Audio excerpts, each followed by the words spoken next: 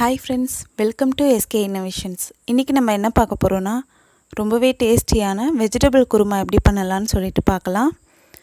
அதுக்கு ஒரு medium size வெங்காயம், 2 மீடியம் சைஸ் தக்காளி, ஒரு பெரிய கேரட், ஒரு முருங்கைக்காய், 10 பீன்ஸ் இதெல்லாம் கட் பண்ணி வச்சுக்கிட்டேன். 3 உருளைக்கிழங்கு தோல் சீவிட்டு ஒரு கப் பட்டாணியோட 2 விசில் வச்சு வேக வச்சு எடுத்துக்கிட்டேன். ஒரு பாத்திரத்தில் 4 ஸ்பூன் எண்ணெய் விட்டு 4 கிராம்பு, 2 பட்டை, 2 மராத்தி மொக்கு, 1 ஸ்பூன் சோம்பு போட்டு வறுத்துக்கலாம். இப்போ இதோட 2 பச்சை மிளகாய் கட் பண்ணி போட்டுக்கலாம்.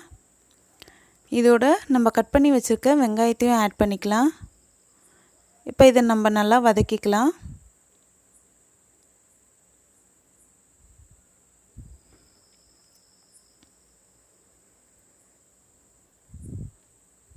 வெங்காயம் நல்லா வதங்கிடுச்சு.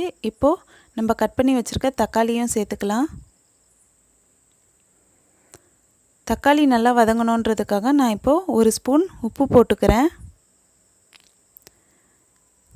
நல்லா வதக்கிக்கலாம். இப்போ தக்காளி ஓரளவு வதங்கினதும் 1 ஸ்பூன் இஞ்சி பூண்டு விழுது ஆட் பண்ணிக்கிறேன்.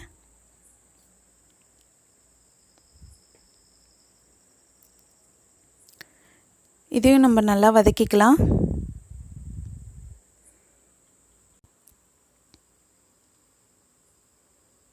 இப்போ வெங்காயம் தக்காளி நல்லா வதங்கிடுச்சு.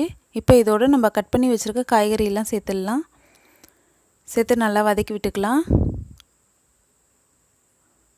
ஒரு 3 நிமிஷத்துக்கு காயெல்லாம் நல்லா வதங்கட்டும்.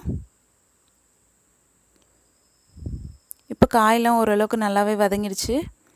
இப்போ இதோட நான் வீட்டில் அரைச்சி வச்ச 2 ஸ்பூன் குழம்பு மிளகாத்தூள் சேர்த்துக்க போகிறேன்.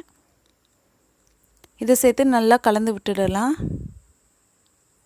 இப்போ இந்த குருமாக்கு தேவையான அளவுக்கு நான் தண்ணி விட்டுக்கிறேன்.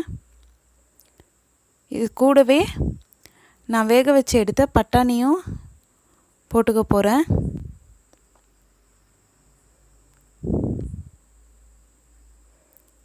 இதை நல்லா கலந்து விட்டுக்கலாம்.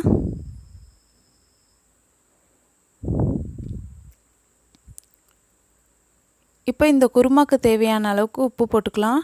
உப்பு நம்ம ஏற்கனவே 1 ஸ்பூன் ஆட் பண்ணியிருக்கோம். அதனால் நீங்கள் இப்போ பார்த்து கவனமாக போட்டுக்கோங்க. நல்லா கலந்து விட்டுக்கலாம். இப்போ இந்த குருமா கொதிக்கட்டும். ஒரு 5 நிமிஷத்துக்கு நல்லா கொதிச்சிட்ட பிறகு நான் இப்போ என்ன பண்ண போகிறேன்னா தட்டை போட்டு மூடி மீடியம் ஃப்ளேமில் ஒரு 1/4 மணி நேரம் வச்சுக்க போகிறேன். அப்போ தான் காய் நல்லா வேகும். இந்த கேப்பில் நம்ம ஒரு 1/2 கப் தேங்காவோட 1 ஸ்பூன் கசகசா சேர்த்து லைட்டாக தண்ணி ஊற்றி நல்லா அரைச்சி எடுத்துகிட்டு வந்துட்டு போகிறோம். இப்போ குருமா ஒரு 1/4 மணி நேரத்துக்கு நல்லாவே கொதிச்சிடுச்சு. காயும் நல்லா வெந்துடுச்சு. இப்போ இந்த டைமில் அரைச்சி வச்ச தேங்காய் பேஸ்ட்டை போட்டுக்கலாம்.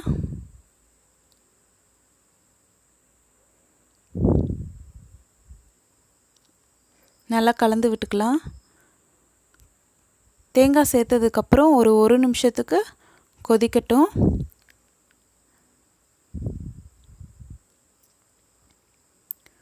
இப்போ 1 நிமிஷம் ஆயிடுச்சு. இப்போ நான் கொத்தமல்லி போட்டு ஸ்டவ் ஆஃப் பண்ணிடுறேன்.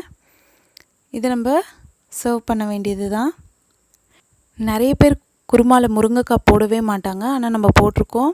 இதனால் இதோட ஃப்ளேவரும் டேஸ்ட்டும் ரொம்பவே சூப்பராக இருக்கும். இந்த குருமா ரெடி ஆயிடுச்சு. இது சப்பாத்தி, தோசை, பூரி, சாதம்ன்ட்டு எல்லாத்துக்குமே ஆப்டாகும். இந்த வீடியோ உங்களுக்கு பிடிச்சிருந்தால் லைக் பண்ணுங்கள். உங்கள் ஃப்ரெண்ட்ஸோடு ஷேர் பண்ணுங்கள். எப்படி இருந்துச்சுன்னு ட்ரை பண்ணி பார்த்துட்டு கமெண்ட் பண்ணுங்கள்.